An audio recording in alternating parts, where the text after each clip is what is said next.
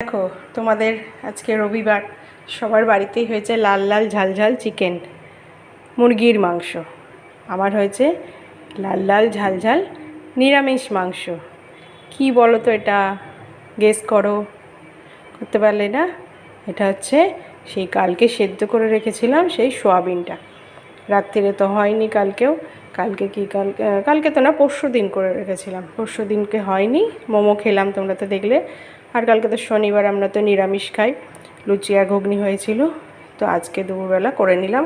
কারণ আজকে না রান্নাটা অনেক কম ছিল।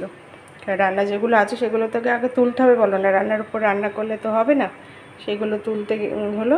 মানে ছেলের জন্য ডিম সেদ্ধ করলাম, মাছ ছিল, ইলিশ মাছ, মুসুর ডাল, পেঁয়াজি, অনেক কিছুই ছিল। আমার একটু কী করো তো, বেশি বেশি করার স্বভাব। আমি একটু বেশি বেশি করে ফেলি, ভাতও থেকে যায় আমার। ভাবি যে কম নেবো, আবার ভাবো যদি খেতে বসে কম পড়ে যায়, কে কখন কীরকম খাবে। সত্যি কথা বলতে মাপ নেই অত, এক একদিন বেশি খেতেই পারে, তাই না? তো সেই জন্যে আমার ভাতটা সবই থেকে যায়। এবার সেইগুলোকে তো আমাকে তুলতে হবে না, সেইগুলো ওই জন্য আজকে সকালে বেশি রান্না ছিলই না, ধরো শুধু ভাত আর ডিম সেদ্ধ করেছি, আর সব গরম করেছি, মুসুর ডাল, মাছের ঝাল, এইগুলো সব গরম করেছি। আমার চিচিঙ্গে পোস্ত আছে, আর কি চাই বলো? আর কিছু চাই?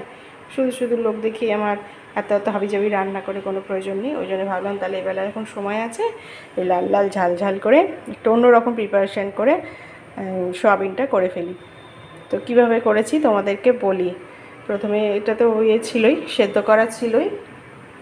তো তার মধ্যে আমি দিলাম কর্নফ্লাওয়ার, নুন, হলুদ, লঙ্কা গুঁড়ো, রসুন বাটা, আদা বাটা, লেবুর রস আমি দিইনি, মিথ্যে কথা বলবো না, আমি দিয়েছি টক দই।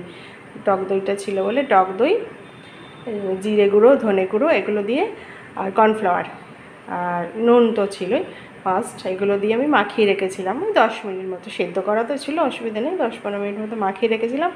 তারপরে তেলে ভাজলাম এগুলোকে। তেলে ভেজে তারপরে তুলে কী দিলাম, রসুন ফোড়ন দিলাম, মানে রসুনটাকে একটু লাল লাল করে ভাজলাম। তারপর পেঁয়াজ আমার বাটাই ছিল, সেই পেঁয়াজ বাটা দিলাম, আদা বাটা দিলাম, আর দিলাম নুন, হলুদ, লঙ্কা গুঁড়ো আবার একটু দিলাম। ওতে আবার কাশ্মীরি লঙ্কা গুঁড়োও দিয়েছিলাম একটু কালারের জন্য। টক দই যেহেতু দিয়েছি, সাদা সাদা মতো যদি হয়ে যাবে, ওই জন্য একটু কালারের জন্য কাশ্মীরি লঙ্কা গুঁড়ো দিয়েছিলাম।